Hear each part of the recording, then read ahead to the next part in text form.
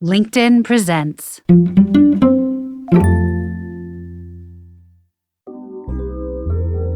Hey there, it's Rufus Griscom, and this is a bonus episode of The Next Big Idea. Do you have a book in you? Have you ever thought about starting a podcast or a Substack? My guess is there's a decent chance that you have, because I know you're a curious student of the world because you listen to this podcast, and we live, after all, in a golden age of personal expression. But how do you go about building a business as a thought leader today? A decade ago, things were simpler. You could focus on writing great books and trust that your agent, editor, and publishing house would take care of the rest.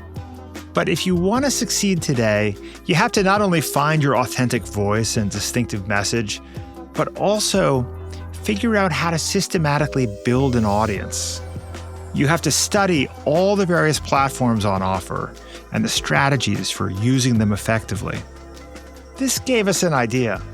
Over the years, we've gotten to know hundreds of top thinkers who found very different pathways to success in the modern media environment. Why not ask them, along with the industry experts on the cutting edge of AI and social media, to share what they've learned with a broader community of aspiring writers? We decided to call this community Author Insider. It launched a few months ago, and you can sign up at authorinsider.nextbigideaclub.com. So far, we've had conversations with folks like Daniel Pink. It's important to begin with the idea or the argument or the story, and then say, what is the best way to convey this? And I think today, a book is not always the best way to convey it. There might be other ways to convey it that are more powerful and potentially even more lucrative. Gretchen Rubin. There are many ways for a book to succeed. There are many ways for a podcast to succeed. There are many ways for newsletters to succeed. With a book, it's very easy to get focused on sales, but it could get you amazing speaking gigs, or it could lead you to a collaboration with somebody where you're going to have a really fruitful partnership, or it could lead you to another job that you don't even know exists. Seth Godin. If you win the lottery and can get a $3 million advance, please do so, because $3 million is $3 million. But everybody else should probably begin by publishing themselves. Probably begin by giving away their first book. If you give away your first book in digital form and it catches on and it spreads, your phone will ring and you won't have to give away your second book. And my friend, Susan Cain. Every day there are new media out there for people who express themselves with words. And I actually think that's going to become more and more the case with AI. Not just the words, I think people are going to be really hungry for deep and true human expression. Like when they feel there's a true human at the end of those words who they really resonate with and have reason to trust, that's going to be the heart of everything. You know, I think she's right. What are we going to do when the robots come for our jobs? We'll probably spend more time engaged in the business of becoming ever more idiosyncratically ourselves. I like to think we'll spend more time thinking, experiencing the world, and sharing those thoughts and experiences with each other. Susan is the author of Quiet, The Power of Introverts in a World That Can't Stop Talking, and Bittersweet, How Sorrow and Longing Make Us Whole. She's among the most successful writers of her generation.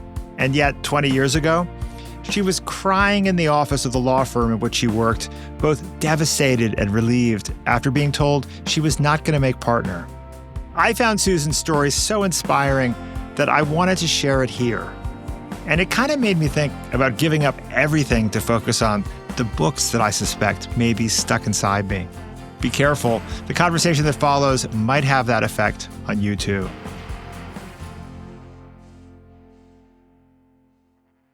AI moves fast, and the path forward isn't always clear. Cisco gives you the infrastructure, security, and insights to stay the course. Cisco, making AI work for you. Visit cisco.com/AI.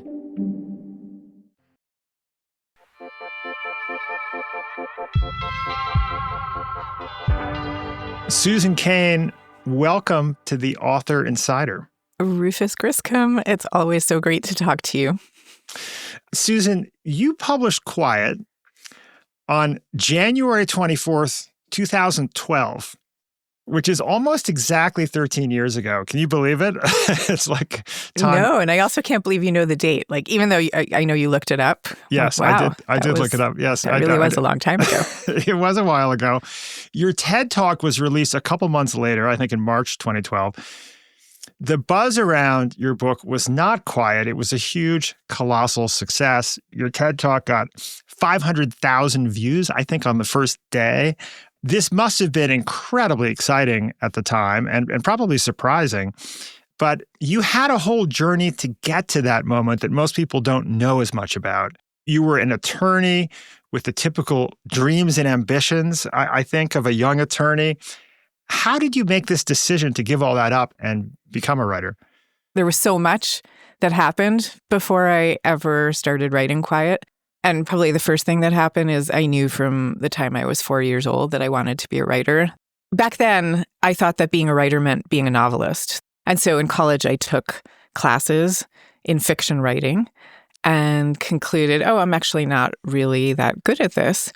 And so I guess that was just a youthful dream that wasn't really real.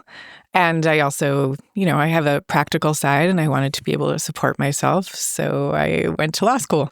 And then I ended up weirdly loving law school. I found it completely fascinating. Yeah. And then I started working as a corporate lawyer. And although in a lot of ways I was a very unlikely corporate lawyer, I still had a dream of making partner. I just, really got into the whole thing of it. And I did that for 7 years. And at the end of the 7 years, I found out that I wasn't making partner. And it was such a strange day, the day that I learned that, because this senior partner came into my office to tell me the news. And I kind of burst into tears very unceremoniously right in front of him. But then I left the firm 3 hours later.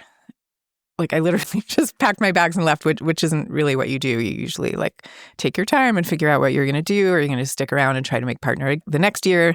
But anyway, I was simultaneously crying and seeing it as my get out of jail free card. And so I left. And all that time that I was an aspiring lawyer, I had kind of forgotten the writing thing. But as soon as I had mental freedom, I found myself signing up for this class in creative nonfiction writing, which I hadn't understood existed back when I was in college at NYU. And I found myself in that classroom a week later and was like, this is it. This is what I've always wanted to do. So you enrolled in this class at NYU. And I think I may recall that did you do some consulting work in the transition? I know you started blogging for the Huffington Post. You started writing about this topic of introversion. What was your transition like before you sold the book? How did that transpire? Oh, yeah. I mean, even blogging about introversion, that all came later. So, I sat there in that class feeling this is it. This is what I'm supposed to be doing. But in a million years, I did not expect ever to make a living at it. I didn't expect even really to get published because I just heard so many stories about how difficult that was. And I didn't want it to be a pressure-filled thing either. So I said to myself, the goal is to get published by the time you're 73 years old. At the time, I was 33 or something. So I just thought, okay, I have to figure out how to make a living, but my life is going to be centered around this beautiful hobby. That was how I thought of it.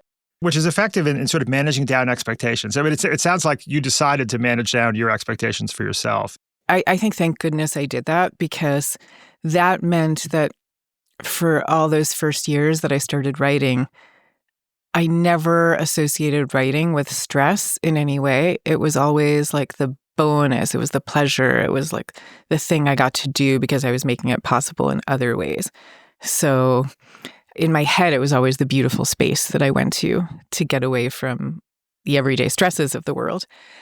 And I think that's been really important. So even now that I am more of a working writer, and there are sometimes the stresses that just come along with any kind of career, I think I'm still I still have a Pavlovian association of writing with my place of peace and sanctuary. So those first few years of imprinting that way, I think were crucial. Interesting. And so that might be a recommendation you'd have for aspiring writers or writers in general, which is to protect that space. Like, don't put undue pressure on yourself to generate revenue out of the gate or what have you. You want to continue to cherish and enjoy and savor this process of writing. Oh, yeah. No, I very much believe that. Like, I think that financial stress is the enemy, really, like the true enemy of creativity, because you're just not going to be free to be writing in the way you want. You're going to be serving some other god. And so then you managed to start writing articles or posts for the Huffington Post, maybe for others also, on the topic of introversion, or am I skipping ahead in the narrative? Yeah, I think you are skipping ahead. So I spent a few years just writing all different kinds of pieces and in different genres, and I never really tried to publish any of it. So I was writing memoirs and poetry and essays and different things. None of it was published. I was just doing it and really loving it. And you were paying the bills consulting, is that right? Yeah. So I had learned, this is kind of ironic because I hate negotiating so much, but I had learned how to do it through taking lots of negotiation classes in law school and through doing it as a lawyer. So I started doing negotiation training kind of for other people like me who didn't think of themselves as natural negotiators. So that's how I was paying the bills. Yeah, and then I just somehow decided I was going to write a book proposal about introversion. And all my writer friends, because I had joined a few writer groups at that point, all my writer friends were saying, oh, don't do that. That's kind of a strange topic, and it's marginal and out there. And what you really should be doing is writing a book about negotiation, because that's what you're doing. Right. And I just didn't want to do that. And this is where I say that thing of making sure you're serving the correct God matters, because had I been thinking in financial terms, I would have written the book about negotiation, because that was the practical and obvious thing to do, but it wasn't what I wanted to do. And I did think of writing about introversion as a very out there and idiosyncratic topic, which is what it seemed like at the time. But I put together a proposal about it, and I sent it off to 4 or 5 literary agents. And let's say it was 5, and 4 of the 5 said, no, thank you very much. And a couple of them said, I really like the writing, but this topic is really not commercial. Can you come back with a different topic? And then my agent, Richard Pine, who is still my beloved agent to this day, he immediately got it. And basically, we were off to the races from there. And of course, he's become one of the leading, he's a heavyweight agent. I don't know, you probably grew with him, but it's amazing that he saw it and that nobody else did. Yeah. Oh, and you know what? I'm having a funny memory, given that Malcolm Gladwell and you and I now do this next Big Idea Club together. So I remember sitting in Richard's office the first day that he was telling me how much he got it, and he said, this book is going to be big. This is going to be like the next Malcolm Gladwell. And, it was just one of those moments. It was like, a cinematic moment for me. Like, I just couldn't really believe my ears. But he really saw it. And in fact, his partner came into the office to shake my hand. And the partner was like, just doing the very reasonable thing of managing my expectations and saying, we'll see what happens. We don't know until we go out to the publishers to talk to them. We don't really know whether they'll be interested. And then he left the office, and Richard said, don't listen to that. This is going to be big. Amazing. So you write the proposal. Were you happy with the process of selling the book? Would that take a long time? Yeah. So Richard, when, we had that meeting in his office that I was telling you about, and then he said, go back and write a sample chapter, which I did. And then we were ready to, quote, shop it. And he sent it out to editors. At the time, there were like 13 or 14 or 15 publishing houses, some huge amount. There was interest from all of them. So I had to go around to have meetings with I think it was 13 different publishing houses. And at these meetings, they were looking to make sure that I could actually promote the book, because here I was writing about introversion. Right. And being Interesting. able, to go on TV and radio and all that stuff matters so much nowadays. So that was a little bit nerve-wracking, because I knew I was kind of like, auditioning for that role. Right. Wow.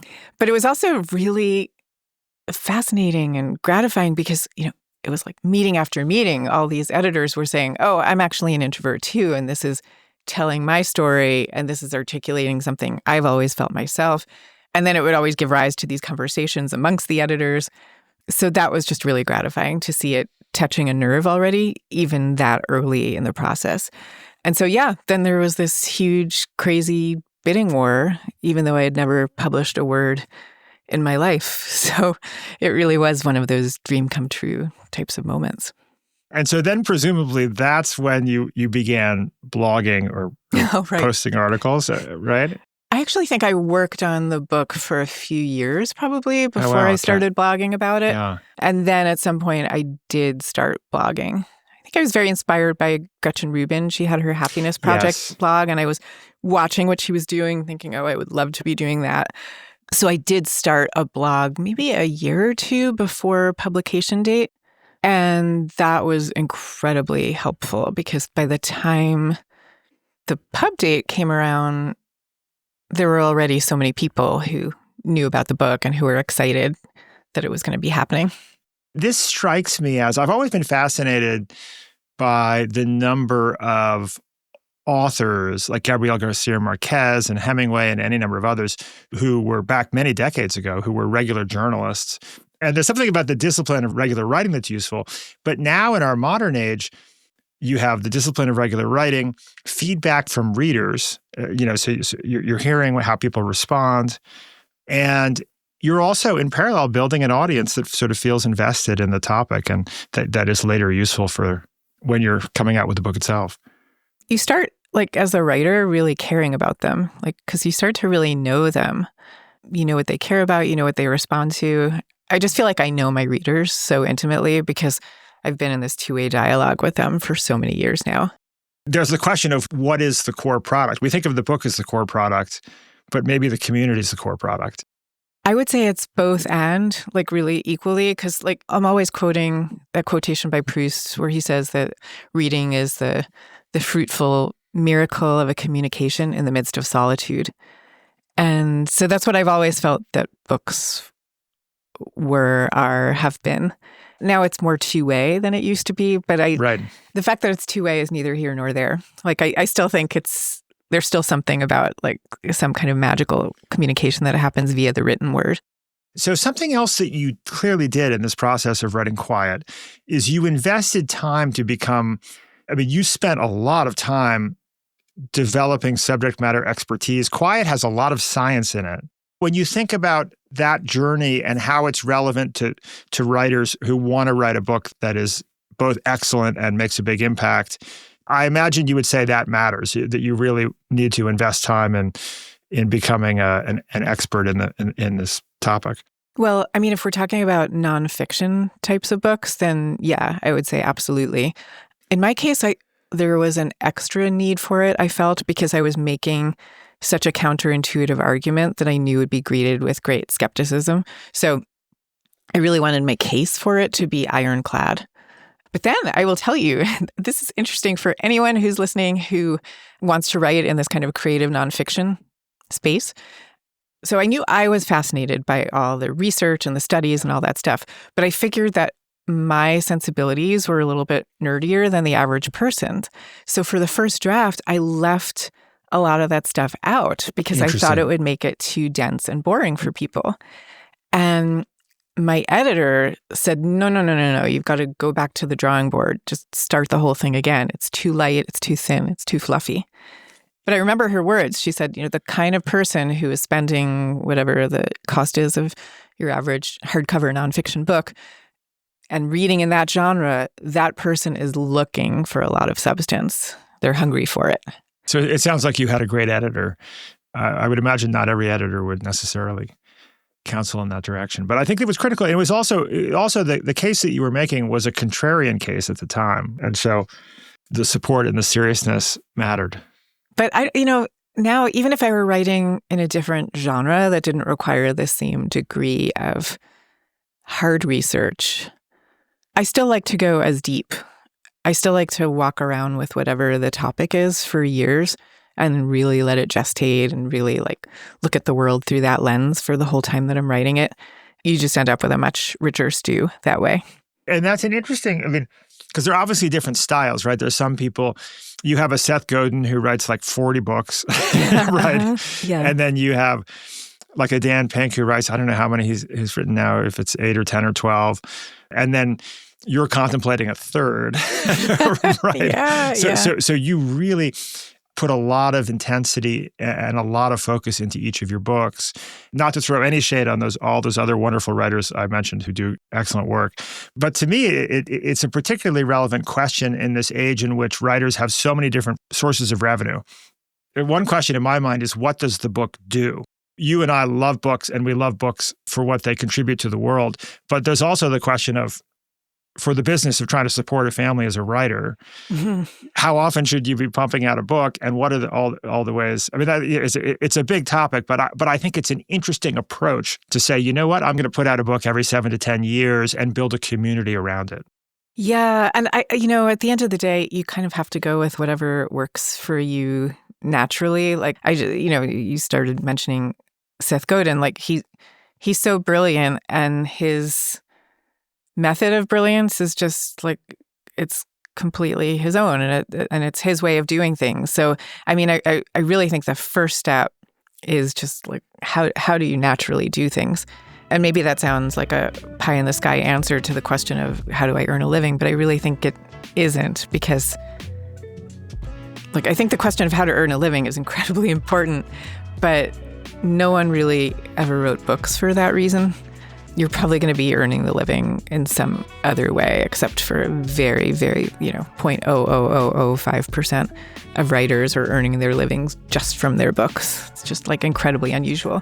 So I would say leave the books as the precious hobby one way or another, even if they are bringing in some revenue, and think about it in those terms. When we come back, ROWDIE, that's the way we spell rowdy. Rowdy, let's get rowdy.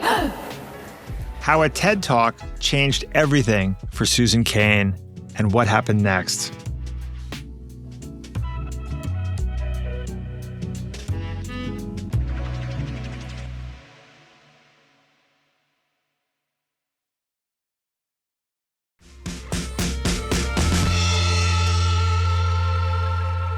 And then, of course, the TED Talk hit.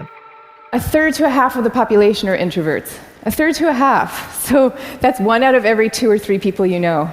So even if you're an extrovert yourself, I'm talking about your coworkers and your spouses and your children and the person sitting right next to you right now. I feel like Quiet, the movement, the book, me, the person, I feel like we all got incredibly lucky because Quiet came out, as you said, I think it was in January. It hit the bestseller lists right away because there was, this kind of pent-up demand for it. But I think it probably would have fallen off the bestseller list after some respectable amount of time, but for the TED Talk, which happened like a month or 2 later. And it was just such incredible serendipity that talk happened at really, I would say, at the apogee of TED's influence on the culture. And so after that, the book was just on the bestseller lists for years and years and years. And you're probably getting the idea, I'm not really a great marketer and I'm not really so attuned to marketing, but I almost didn't really need to market because TED was marketing. And then because of that, then you suddenly have like every PR outlet in the world wants to talk to you because now they know you. So it became, this kind of perpetuating machine without me having to really be that strategic about marketing myself. And clearly, it was also a book that people enjoyed and told their friends about. You shone a light on something that wasn't talked about and wasn't recognized.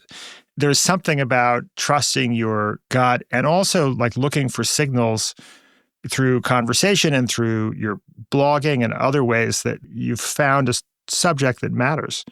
Yeah. I mean, I do think when you touch a nerve, you really know it. That really has been the most amazing part of the process of writing always, is just hearing from so many different people, like all their different stories and the different ways in which these ideas have touched nerves for them. So Quiet is published. It becomes this phenomenon. You're swept into this role as kind of the champion of introverts everywhere, right? The emancipator, right? Which I imagine was exhilarating, but maybe more than you bargained for. And you end up launching the Quiet Revolution in 2014, right? Which is helping schools and companies, right, build like with brand ambassadors, and there's a whole thing. I visited your offices at the Quiet House in I think it was maybe 2015 or 2016, which was wonderful. This became a whole sort of larger business. How do you think back on that period? I think of it as an interesting experiment in my life and times. I really feel like I was born to be a writer, and I kept feeling like being involved with organizational life wasn't the right way for me to be spending my time. But I also believed, and still do and always will, so deeply in everything that we were seeking to accomplish. So I still try to do that as much as I can, but just not within the auspices of a formal organization. So I go and I speak to a lot of companies and a lot of schools and things like that, and try to disseminate quiet messages and ideas in that way. But I'm actually glad you asked that question, because I think it's really important for people to ask themselves not only what do you want to put out into the world, but also when you wake up in the morning, what kind of a day do you look forward to? Yeah, exactly. And I just know that when I'm looking towards a day of writing or the various tasks that go along with writing, like I'm always really happy to get up in the morning and start my day.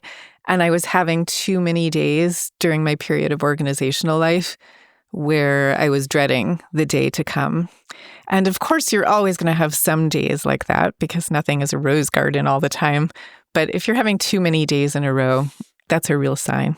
In 2016, you did a Quiet podcast with Panoply. I think you did 9 episodes. Yep. And I think of you as a natural podcaster, Susan.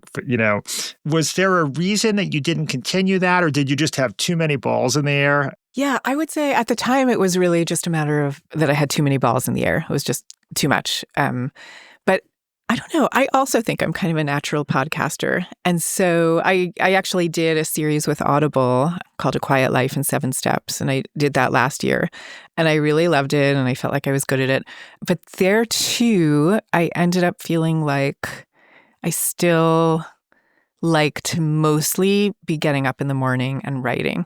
So I'll probably continue to do audio series here and there, but I don't see that becoming my main thing, just for that reason alone. You only have one life. So it's kind of wild when you think back on it, how many different things you experimented with, right? I mean, you did at least one e-course, if not more than one. The podcast, all these corporate partnerships. Was there any moment for you? I mean, I know you made a decision that too much of your time was spent doing things that were not your top priority. But was there like a jump the shark moment where you were like, "What am I doing?" And do you regret any of those kind of experiments, or do you see it all as a wonderful part of the journey? Yeah, the latter for sure. The great thing and the curse of the modern age is that for someone who's creatively inclined, is that there's so many different media now. Yeah. And so you feel tempted to experiment with all of them. And I've enjoyed each of the experiments. And I think the ones that I'm happiest with, I feel like, are the ones that feel very evergreen, or I feel like I've created something that I'm proud of that will live forever. So like you mentioned, the e-courses, those will live forever. I've put them out into the world just the way you do with a book. Yeah. And all of that to me feels like time incredibly well spent. Yeah. But yeah, I do feel like the takeaway probably for anybody listening is trying to figure out which of the various media on offer feel like the one where you'll be happiest experimenting with it. Because there are too many for anyone to do them all. I just keep coming back to, what do I want to feel when I wake up in the morning? What am I most looking forward to? When my last book, Bittersweet, came out, I started doing a newsletter I revived my dormant newsletter, I should say, because I had heard that you're supposed to have a newsletter to help promote your book. So dutifully, I revived mine. And I quickly realized from doing that it was just incredibly rewarding. And like every time I would send one out, I would get back these heartfelt letters from readers. And I just loved the feeling of like, I could do my favorite thing of sitting down and writing, but instead of waiting 7 years to get a reaction, like here's a reaction right now, and a real connection and a communion. It was incredible. And then I started like exploring Substack, and it just became clear to me that that was like a perfect fit for me. So I actually continue to pour an incredible amount of creative energy into my Substack. And it's not because it's out of like some financial plan that this is the best way to monetize, what I do. This is the way that I enjoy most, so I'm determined to make it work. I think I remember seeing a lot of your posts on other platforms, on LinkedIn and maybe on Instagram, or maybe you're still in those places too. But you made the decision to really focus on Substack and really build a community on Substack, right? How long ago was it now? I started it about a year ago, but I've been thinking about it for a while. Because I sensed that this was something I was really going to be pouring myself into, I actually spent like a long time figuring out which platform was best. Yeah. My heart was always with Substack, but I just kind of felt like duty-bound to look at all the other options out there. So I spent a bunch of months doing that analysis, even though I was always going to do Substack in the end. Right. That's like me ordering the chicken paillard pastis. I look at the menu and try and pretend I'm going to order something else, and then I order the chicken paillard. Exactly. Yeah, I do that with menus too. That's funny. Yeah, so then I finally launched it in December of 2000, whatever that year was, but basically about a year ago. And so you've been happy with the decision. It looks like you have a lot of engagement. And I know some people talk about pros and cons, but it sounds like for you, the pros have meaningfully outweighed the cons. They definitely have. There's something about the vibe on Substack that I just find to be incredibly simpatico. And that's not like a nuts and bolts factor that I can give you, but it really makes a difference to how you feel about like what you're doing. So the other writers who are on Substack, just something about like the vibe of the company and of all the messaging that they send out, I just feel incredibly comfortable there and kind of elevated by what I'm doing there. Right. One of the things that actually we were debating where to launch this Author Insider product, and because we like community to be an important part of it, I was particularly inspired by your example of how active and engaged the community is in Quiet Life. And are there any kind of approaches that you found to be, particularly effective for building community? I guess there's a couple of things that we do. I mean, so part of what you get when you're a paid member is we do monthly candlelight chats, where I have a guest come in. It's usually a best-selling author or just somebody whose work I find interesting. And we all gather on a Zoom on a Sunday afternoon and we just talk. And like the first half an hour, I'll be interviewing that person. And then the second half an hour, I open it up to everyone and people can just ask questions and interact directly with our guest. That's a really incredible bonding experience, I would say. Because we definitely managed to do it in a way that creates a very, very particular vibe. I don't know. It's just a very quiet candlelight type of vibe that I think people love. And that ends up infusing, I think, the way people feel about the community in general. And when we're writing written comments to each other, there's a certain level of trust, I think, that comes. At the end of I guess on Substack, they call them posts. I call them kindred letters because I always feel like I'm Right. writing to kindred Yes. spirits. So at the end of almost all my kindred letters, I give people I always invite people to comment and share their thoughts in general, but I give them specific prompts and questions that I'm curious about their reaction to such and such aspect of what I just wrote to them. And I notice that people 90% of the time choose to respond to those prompts as opposed to just commenting in general. So I think people like feeling invited to answer this question or that question. Coming up in just a moment, I ask Susan, is it still a good time to become a writer? Her answer may surprise you.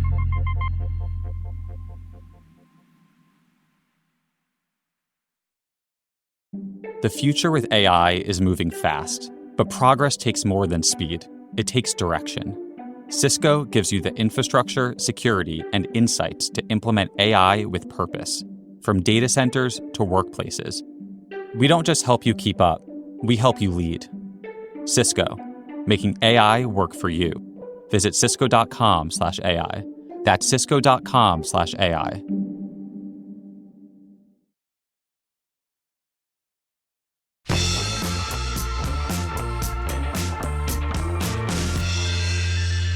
I know we're coming to the end of our time here, so I'm going to share with you, Susan, a few of my last questions, and you can pick the ones that you think are most inspiring. Sure.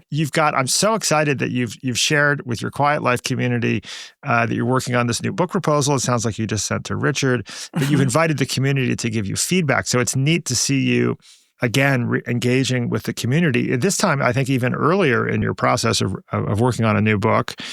I guess this is something you've done pretty consistently, but something that you're doing even more so over time? I don't know if it's the right thing to do strategically or not. I have no idea. It just kind of feels natural because so many of the people in my community we've been together for a really long time. Like they've been reading my books for a long time. They've been signed up for the newsletter for a long time. So it just feels kind of natural to open up a little bit about what's going on. So I probably will do that more and more as I'm actually writing the book. Yeah. And so what I often do, like I'll be doing book research, let's say, and maybe my book research consists of reading somebody else's book and taking notes on it. So often I'll then do a kindred letter that's just based on some of the more interesting notes that I've been taking. So it's a way of kind of doing both at once and having the whole process feel really intimate. Yeah, because I figure like anything that I think is interesting enough that I took notes on it and wanted to remember it is probably going to be interesting to my community too. Yeah. And I guess and maybe that's the bottom line thing that I would say that runs through everything that we've just been talking about, which is if you really, really are writing for your people or creating courses for your people or whatever the medium is that you're using, like if you're doing it for your people, then the things that interest them will interest you and vice versa. And it all becomes very natural and intuitive and doesn't require quite as much like strategy. Right. Exactly. No, it's a conversation. It's a dialogue. And that's actually, I think, makes it much easier to do the work when you're volleying back and forth and being nourished along the way. And so last question, what other projects are you working on? I gather you're writing a stage adaptation of Bittersweet. Is there anything else that you want to share about what you see in your future?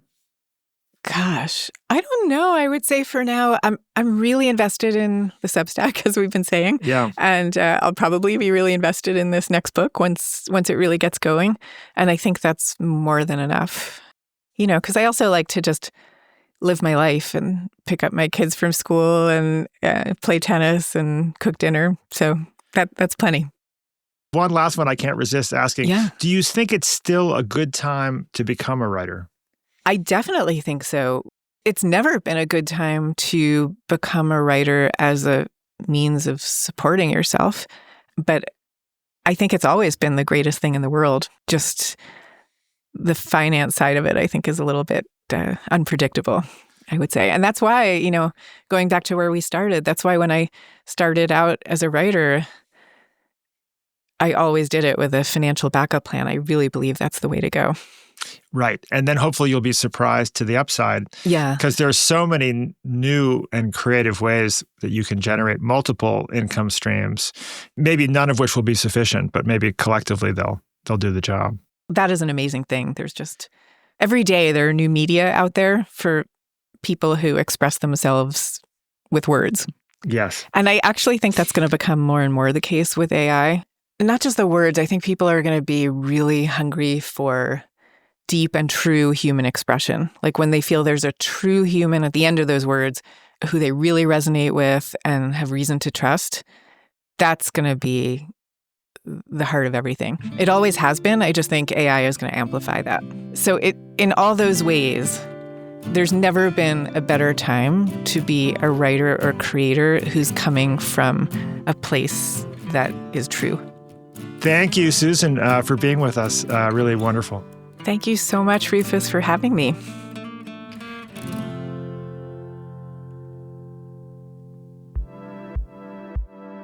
Susan Cain is the author of Quiet and Bittersweet, and she writes the Substack The Quiet Life, which you can find by visiting thequietlife.net or by following the link in the episode notes. Our conversation first appeared on Author Insider, our newsletter and community for anyone who wants to turn words and ideas into income. I don't want to get too salesy for you, but here are a few reasons you might want to join us. First, the interview you just heard with Susan, that's just the beginning. In the full conversation, which you can only access as an Author Insider member, she gets into the business side. How is she using Substack's paywall? What's her approach to brand deals? What does her team look like? Second, as an Author Insider subscriber, you can watch, listen to, or read a bunch of other great interviews. Daniel Pink walked us through his process for building a presence on YouTube. Morgan Housel shared the tactics he used to sell 7 million copies of his first book. Gretchen Rubin broke down the economics of self-publishing. And Jacob Weisberg, the man who convinced Malcolm Gladwell to start a podcast, shared his tips for creating a hit show. Third, as an Author Insider member, you'll receive invitations to exclusive video chats with leading authors and industry experts. On June 19th, we're hosting a members-only Q&A with Sharon McMahon. 5 years ago, she was an obscure high school teacher. Now she's a #1 New York Times bestselling author with more than 350,000 subscribers on Substack. How did she do that? Tune in to find out. On June 29th, Cal Newport, the author of Deep Work and Slow Productivity, will share the productivity hacks he uses to juggle teaching at Georgetown, writing for The New Yorker, publishing books, hosting a podcast, and running a YouTube channel. And on July 8th, Sarah Fay, the world's leading expert on how to make money on Substack, will host a workshop on how to build an audience that will actually pay you for your work. You can find all this and more by visiting authorinsider.nextbigideaclub.com. That's authorinsider.nextbigideaclub.com. Today's episode was edited by Caleb Bissinger. Sound design by Mike Toda. I'm Rufus Griscom. See you next week.